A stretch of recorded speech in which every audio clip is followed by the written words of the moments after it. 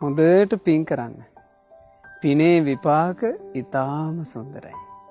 මෙලොවදී හෝ පරලොවදී හෝ සංසාර ගමන පුරාවටම හෝ සැනසීම සුවය අරගෙන පිනේ විපාක ඔබේ පසුපස එනවා. තමාව හැර නොයන සෙවණැල්ලක් වගේ පිනේ විපාකය අපේ ජීවිතයට පැමිණෙනවා. අපිට සෙවණැල්ල අමතක වුණත් සෙවණැල්ල අපිව අත්හැර යන්නේ. ඒ වගේමයි පිනේ විපාකය සැපය සුවය සදමින් පසුපස එන්නේ. ඒ නිසා අනිත් අය පින් කළත් නැතත් ඔබ සිත කය වචනේ හොඳට පින් කරගන්න. බමුණ ඔබ අහලා නැද්ද? නුවණැත්තෝ නිධානයට පිනය කියා කියන්නේ. නුවණැත්තේ මොකටද නිධානය කියලා කිව්වේ? පිනටයි.